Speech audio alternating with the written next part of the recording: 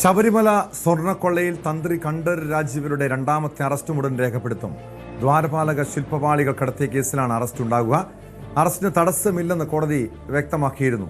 തന്ത്രിയുടെ വീട്ടിൽ നിന്ന് കണ്ടെടുത്തത് യഥാർത്ഥ വാജിവാഹനമാണോ എന്നതിൽ SIT പരിശോധന നടത്തുകയാണ്. ദേവസ്വം ബോർഡ് മുൻ അംഗം ശങ്കർദാസിന് മുൻകൂർ ജാമ്യാപേക്ഷയിൽ കൊല്ലം വിജിലൻസ് കോടതി ഇന്ന് വിധി പറയും.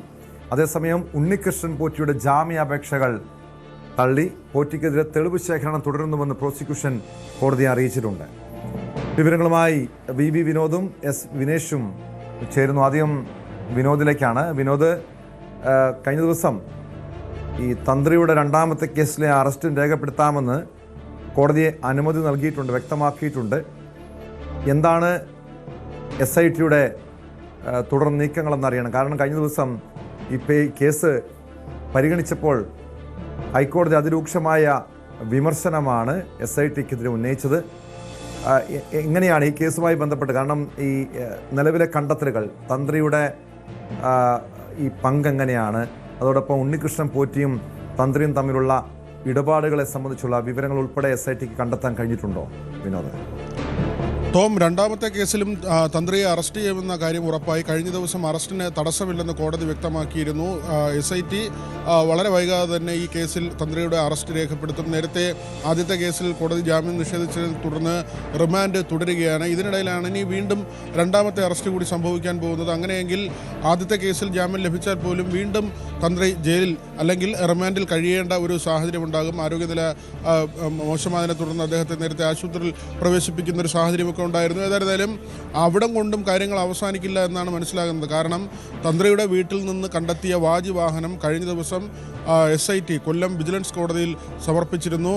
അതിലെ നിയമവശങ്ങൾ കൂടി അന്വേഷണ സംഘം പരിശോധിക്കുന്നുണ്ട്. അതായത് വാജിവാഹനം ശബരിമലയിലെ കൊടിമരത്തിൽ നിന്ന് സ്വന്തം വീട്ടിലേക്ക് കൊണ്ടുപോകാൻ തന്ത്രിക്ക് അനുവാദമുണ്ടോ, അതിന് ദേവസ്വം ബോർഡിൻ്റെ അനുമതി വാങ്ങിയിരുന്നു, അല്ലെങ്കിൽ നിയമപരമായി അതിന് കഴിയുമോ തുടങ്ങിയ കാര്യങ്ങളെല്ലാം തന്നെ വലിയ ചോദ്യമായി അവശേഷിക്കുന്നുണ്ട്. അങ്ങനെ ദൈവവിധി അനുസരിച്ച് അല്ലെങ്കിൽ ദേവസ്വം ബോർഡിൻ്റെ ഒരു മാനുവൽ അനുസരിച്ചൊക്കെ തന്നെ ആ സാധനങ്ങൾ പുറത്തു കൊണ്ടുപോകാൻ പാടില്ല എന്ന വിവരമാണ് വരുന്നത്. കാരണം ഈ അമ്പലങ്ങളിൽ ഉപയോഗിക്കുന്ന തടി, അങ്ങനെ തടി കൊണ്ടുള്ള വസ്തുക്കൾ കേടായാൽ അത് അഗ്നിക്കിരയാക്കണമെന്നും ലോഹമാണെങ്കിൽ അത് ഉരുക്കി മാറ്റണമെന്നും അല്ലെങ്കിൽ മറ്റു തരത്തിൽ ഉപയോഗിക്കണമെന്നും ഒക്കെയാണ് ആ ഒരു വിധിയുള്ളത്.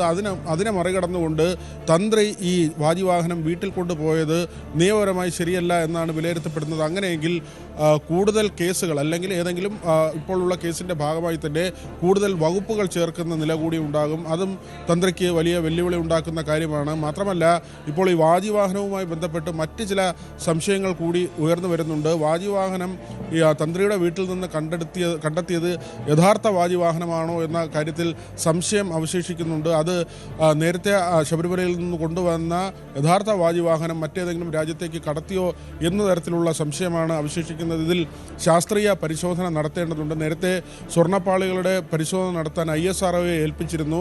അതിൻ്റെ ഫലം വന്നിട്ടില്ല. അതുപോലെ തന്നെ വിശദമായ ഒരു പരിശോധന വാജിവാഹനവുമായി ബന്ധപ്പെട്ട് നടത്തേണ്ടി വരും.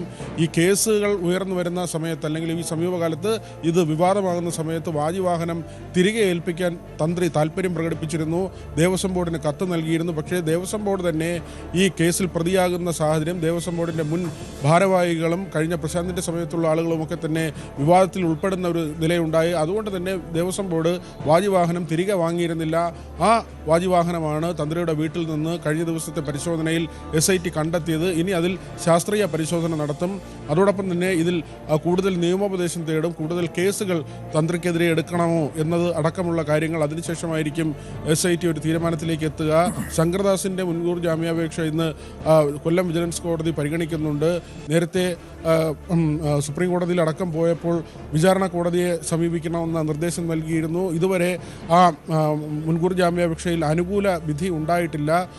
ഏതായിരുന്നാലും ശങ്കർദാസിൻ്റെ അറസ്റ്റ് ഉണ്ടാകുന്നില്ല എന്നത് കോടതി ഒരു വിമർശനമായി നേരത്തെ പറഞ്ഞിരുന്നു.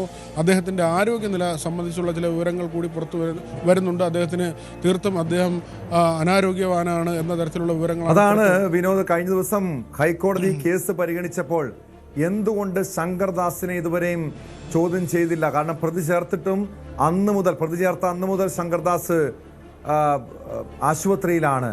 കാരണം അതിൻ്റെ ചിത്രങ്ങളടക്കം പുറത്തുവിട്ടതിന് പിന്നാലെയാണ് കോടതി അത്തരമൊരു ചോദ്യം ചോദിച്ചത്. ഒരു SP യുടെ പോലീസ് ഉന്നതന്റെ പിതാവായതുകൊണ്ടാണോ ശങ്കർദാസിനെ അറസ്റ്റ് ചെയ്യാത്തത് എന്ന രൂക്ഷമായ വിമർശനം ഉന്നയിച്ചിരുന്നു. സ്വാഭാവികമായും ഇതിൻ്റെ അടിസ്ഥാനത്തിൽ എസ് ഐ ടി സ്വാഭാവികമായും പ്രതിരോധത്തിലായിട്ടുണ്ട്. നടപടി സ്വീകരിച്ചേ പറ്റൂ. ഇത്രയും ദിവസം പോലീസ് ഉന്നതന്റെ പിതാവായതുകൊണ്ട് ശങ്കർദാസിനെ സംരക്ഷിക്കാൻ കഴിഞ്ഞു. കോടതിയുടെ കർശനമായ നിർദ്ദേശവും ഇടപെടലും ഉള്ളതുകൊണ്ട് ഇനിയും ഈ അറസ്റ്റ് അല്ലെങ്കിൽ ചോദ്യം ചെയ്യൽ നീട്ടിക്കൊണ്ടുപോകാൻ കഴിയുമോ? കാരണം ആരോഗ്യ പ്രശ്നങ്ങളുണ്ട് എന്ന് പറഞ്ഞ് അങ്ങനെ ഈ അറസ്റ്റ് തടയുന്ന അല്ലെങ്കിൽ അറസ്റ്റിന് അതൊരു തടസ്സമായി നിൽക്കുമ്പോഴും SITയുടെ ശങ്കർദാസിൻ്റെ കാര്യത്തിലുള്ള നിലപാടെന്തായിരിക്കും? ഈ കൊല്ലം വിജിലൻസ് കോടതി ജാമ്യാപേക്ഷ തള്ളിയാൽ ചോദ്യം ചെയ്യലിലേക്ക് അല്ലെങ്കിൽ കസ്റ്റഡിയിലെക്കുന്ന നടപടിയിലേക്ക് നീങ്ങാനുള്ള സാധ്യതയുണ്ടോ? ടോം, ശങ്കർദാസിൻ്റെ ആരോഗ്യം തീർത്തും മോശമാണെങ്കിൽ അത് സംബന്ധിച്ച റിപ്പോർട്ട് പോലീസ് അന്വേഷണ സംഘം SIT കോടതിയിൽ സമർപ്പിക്കേണ്ടി വരും. അതായിരിക്കും ഒരു പക്ഷേ SITയുടെ ഭാഗത്തു നിന്നുണ്ടാകുന്ന അടുത്ത നടപടി എന്നാണ് നമുക്ക് മനസ്സിലാക്കാൻ കഴിയുന്നത്. അതല്ല, അദ്ദേഹം അറസ്റ്റ് ചെയ്യപ്പെടാൻ കഴിയുന്ന ഒരു ആരോഗ്യാവസ്ഥയിലാണെങ്കിൽ കോടതിയുടെ ഭാഗത്തു നിന്ന് വിമർശനം ഉണ്ടാകുന്നു, മുൻകൂർ ജാമ്യാപേക്ഷ തള്ളുകയും ചെയ്യുന്ന സാഹചര്യം ഉണ്ടായാൽ തീർച്ചയായും അറസ്റ്റിലേക്ക് പോകേണ്ടി വരും. അല്ലെങ്കിൽ നേരത്തെ തന്നെ പ്രതിപക്ഷ നേതാവ് വലിയ ഗുരുതരമായ ആരോപണം ഉന്നയിച്ചിട്ടുണ്ട്. 2 ഉന്നത പോലീസ് ഉദ്യോഗസ്ഥർ, ADGP റാങ്കിലുള്ള ഉദ്യോഗസ്ഥർ ഈ കേസ് അട്ടിമറിക്കുന്നതിന് വേണ്ടി ശ്രമിക്കുന്നുവെന്ന ആരോപണം പ്രതിപക്ഷ നേതാവ് തന്നെ ഉയർത്തിയതാണ്. കോടതിയും അത്തരത്തിലുള്ള പരാമർശമാണ് നടത്തിയത്. ഉന്നത പോലീസ് ഉദ്യോഗസ്ഥൻ്റെ പിതാവായതുകൊണ്ടാണോ ശങ്കർദാസിൻ്റെ അറസ്റ്റ് നടക്കാതെ പോകുന്നതെന്ന ചോദ്യം കോടതി ഉന്നയിക്കുന്നൊരു കാര്യമുണ്ടായി. പക്ഷേ ഇവിടെ ഏറ്റവും പ്രധാനപ്പെട്ടത് ശങ്കർദാസ് നേരത്തെ മുതൽ ചികിത്സയിലാണ് എന്ന വിവരം അദ്ദേഹവുമായി അടുപ്പമുള്ളവർ പറയുന്നുണ്ട്. അതുകൊണ്ട് തന്നെ അദ്ദേഹത്തിന് അനാരോഗ്യമുണ്ടെങ്കിൽ, അദ്ദേഹത്തിന് തീർത്തും അദ്ദേഹത്തിനെ അറസ്റ്റ് ചെയ്യാൻ കഴിയാത്തൊരു സാഹചര്യമാണെങ്കിൽ അത് സംബന്ധിച്ച മെഡിക്കൽ റിപ്പോർട്ട് പോലീസ് കോടതിക്ക് മുമ്പിൽ ഹാജരാക്കേണ്ടി വരും. അതിൽ അല്ലാതെ അറസ്റ്റിലേക്ക് പോകുമോ എന്നത് ഉൾപ്പെടെയുള്ള കാര്യങ്ങൾ നമ്മൾ കാത്തിരുന്ന് കാണേണ്ടതാണ്. ശങ്കർദാസും വിജയകുമാറുമാണ് 2 അംഗങ്ങളായി മുൻപ് ദേവസ്വം ബോർഡിൽ ഉണ്ടായിരുന്നത്. ഇതിൽ ഒരാളുടെ അറസ്റ്റ് നടന്നു, രണ്ടാമത്തെ ആളിൻ്റെ അറസ്റ്റാണ് വൈകുന്നത്. അത് സംബന്ധിച്ചുള്ള വിമർശനം കോടതിയുടെ ഭാഗത്തു നിന്നുണ്ടായി. അതിൽ മെഡിക്കൽ റിപ്പോർട്ട് തന്നെയാണ് വളരെ പ്രധാനപ്പെട്ട ഒന്നായി മാറുക. കേട്ടോ,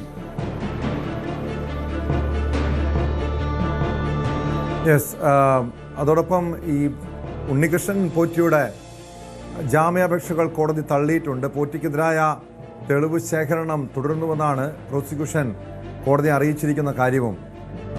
എന്തൊക്കെ തെളിവുകളാണ്? ഇനിയും ഈ കേസിൽ കൂടുതൽ ഉന്നതരിലേക്ക് അന്വേഷണം എത്തിയിട്ടില്ല. ആ ഒരു കാരണം തന്ത്രിയിൽ അവസാനിക്കുന്നതാണോ ഈ ശബരിമല സ്വർണ്ണക്കള്ളയുടെ അന്വേഷണം, അതോ ഇനിയും കൂടുതൽ ഉന്നതർ കുടുങ്ങുമോ, കൂടുതൽ അന്വേഷണം ഉണ്ടാകുമോ? ടോം, 10 അറസ്റ്റുകൾ ഉണ്ടായി എന്നതിനപ്പുറത്തേക്ക് ഈ കേസിൽ ഈ സ്വർണം എവിടേക്ക് പോയി, എവിടേക്കാണ് കടത്തിയത്, ഇതിൽ കൂടുതൽ കാര്യങ്ങൾ ശബരിമലയിൽ നിന്ന് കടത്തിയിട്ടുണ്ടോ, അങ്ങനെ ഒട്ടനവധി ചോദ്യങ്ങൾ ഉയരുന്നുണ്ട്. അതിനൊന്നും തന്നെ മറുപടി കണ്ടെത്താൻ SITക്ക് കഴിഞ്ഞിട്ടില്ല. അവിടെയാണ് വലിയ പ്രതിസന്ധി ഉണ്ടാകുന്നതും. ഉണ്ണികൃഷ്ണൻ പോറ്റി ഇടനിലമായി മഹസറിൽ തിരിമറി നടത്തുന്നു. അത് 2019 മുൻപ് തന്നെ ഇത്തരത്തിൽ അവിടെ നിന്നുള്ള വസ്തുവകൾ പോയിരുന്നു. അല്ലെങ്കിൽ കൊടിമരം അതിൻ്റെ നവീകരണം നടന്നത് പ്രയാർ ഗോപാലകൃഷ്ണൻ്റെ കാലത്താണെന്ന് പറയുന്നു. അത് അങ്ങനെയെങ്കിൽ UDF സർക്കാരിൻ്റെ കാലമാണ്.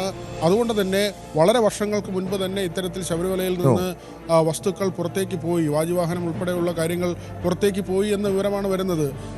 അത് ശരി ആകുന്നു, അല്ലെങ്കിൽ അന്വേഷണത്തിൽ അത് സ്ഥിരീകരിക്കുമ്പോഴും എവിടേക്കാണ് ഈ വസ്തുക്കൾ പോകുന്നത്? ഡി മണിയെ പോലുള്ള ആളുകളെ കേന്ദ്രീകരിച്ചുള്ള അന്വേഷണം നടത്തിയിരുന്നു. പക്ഷേ ആ ഡി മണിക്കൊന്നും ഇതിൽ വലിയ കാര്യമായ പങ്കില്ല എന്ന ഒരു നിഗമനത്തിൽ തന്നെയാണ് അന്വേഷണ സംഘം പിന്നീട് എത്തിച്ചേർന്നത്. അതുകൊണ്ട് തന്നെ ഇത് ഈ കൊണ്ടുപോയ വസ്തുക്കൾ എവിടേക്ക് പോയി?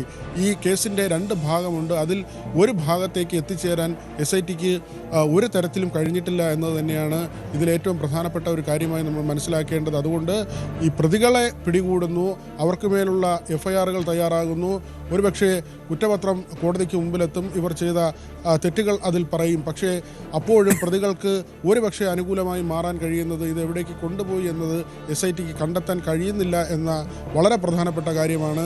അവിടെയാണ് CBI അന്വേഷണം ഉൾപ്പെടെയുള്ള കാര്യം BJP ആവശ്യപ്പെടുന്നത്. അത് സംബന്ധിച്ച് രാജീവ് ചന്ദ്രശേഖർ BJP കേന്ദ്ര നേതൃത്വത്തോട് ആവശ്യപ്പെട്ടിരുന്നു, ഹൈക്കോടതിയെ സമീപിച്ചിട്ടുണ്ട്. അക്കാര്യത്തിൽ ഇനി കോടതിയുടെ ഭാഗത്തു നിന്നുള്ള ഒരു നിലപാട് വ്യക്തമാകേണ്ടതുണ്ട്. മാത്രമല്ല ED ഈ കേസിലേക്ക് വ്യക്തമാണ്. വിനീഷ് കൂടി ചേരുന്ന കൊല്ലത്തുനിന്ന് വിവരങ്ങളുമായി. വിനീഷ്, അല്പസമയത്തിനകം ശങ്കർദാസിന്റെ മുൻകൂർ ജാമ്യാപേക്ഷ കൊല്ലം വിജിലൻസ് കോടതി പരിഗണിക്കുമെന്നാണ് മനസ്സിലാക്കാൻ കഴിയുന്നത്. എന്താണ് പ്രോസിക്യൂഷന്റെ പോലീസിൻ്റെ നിലപാട് എന്താണ്? മാത്രമല്ല അതോടൊപ്പം ഈ ഗുരുതരമായിട്ടുള്ള ആരോഗ്യ പ്രശ്നമുണ്ട്, ICUവിലാണ് എന്നൊക്കെ ഉള്ള വാദങ്ങളാണ് പ്രതിഭാഗം ഉന്നയിക്കുന്നത്. ഈ വിഷയത്തിൽ എന്താണ് SIT കോടതിയിൽ സ്വീകരിച്ചിരിക്കുന്ന നിലപാട്? തോമസ്, ശബരിമല സ്വർണ്ണക്കൊള്ളയിൽ ബോർഡ് മുന്നംഗം KP ശങ്കർദാസിന്റെ മുൻകൂർ ജാമ്യാപേക്ഷയാണ് മറ്റന്നാൾ പരിഗണിക്കാൻ വേണ്ടി കോടതി ഇപ്പോൾ മാറ്റിയിരിക്കുന്നത്. 16-നാണ് പരിഗണിക്കുക. ഈ കോടതി ആവശ്യപ്പെട്ട മെഡിക്കൽ റിപ്പോർട്ടുകളൊന്നും തന്നെ ഇന്ന് പ്രതിഭാഗം കോടതിയിൽ ഹാജരാക്കിയിരുന്നില്ല. തുടർന്നാണ് ഈ കേസ് 16-ന് മാറ്റാനായിട്ട് ഇപ്പോൾ കോടതി 16-ന് മാറ്റുന്നത്. അതുപോലെ തന്നെ ഉണ്ണികൃഷ്ണൻ പോറ്റി സമർപ്പിച്ച ജാമ്യ ഹർജിയും കോടതി തള്ളിയിട്ടുണ്ട്. 2 കേസുകളുടെയും ജാമ്യ ഹർജിയാണ് ഇന്ന് കൊല്ലം വിജിലൻസ് കോടതിയിൽ സമർപ്പിച്ചത്. പക്ഷേ ഈ 2 കേസിലുള്ള ഹർജി കോടതി തള്ളുകയായിരുന്നു. ആദ്യം അറസ്റ്റിലായ ആളാണെന്നും തനിക്ക് 90 ദിവസം അറസ്റ്റ് ചെയ്തതിനു ശേഷം 90 ദിവസമാകുന്നു എന്നുമാണ് പോറ്റി കോടതിയിൽ പറഞ്ഞത്. ഇതിൽ നിന്നും പ്രോസിക്യൂഷൻ ശക്തമായി വാദിച്ചിരുന്നു. ഇതിൽ തൊണ്ടിമുതലുകൾ കണ്ടെടുക്കാൻ ഇനിയുമുണ്ട്. അത്തരത്തിലുള്ള കേസിന്റെ ഗൗരവം ചൂണ്ടിക്കാണിച്ചുകൊണ്ടാണ് പ്രോസിക്യൂഷൻ കോടതിയിൽ ഇന്ന് വാദിച്ചത്. ഇത് അംഗീകരിച്ചാണ് ജാമ്യ ഹർജി കോടതി തള്ളിയത്.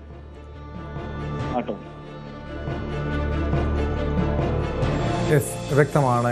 വിനീഷാണ് വിവരങ്ങൾ നൽകിയത്. 3-ാം ബലാത്സംഗ കേസിൽ രാഹുൽ മാങ്കൂട്ടത്തിലുമായുള്ള അന്വേഷണ സംഘത്തിന്റെ തെളിവെടുപ്പ് തുടരുന്നു. ആ വാർത്തയിലേക്ക് എത്താം ഇടവേള കഴിഞ്ഞു. കൂടുതൽ വാർത്തകൾക്ക് News 18 Keralam YouTube channel subscribe ചെയ്യുക.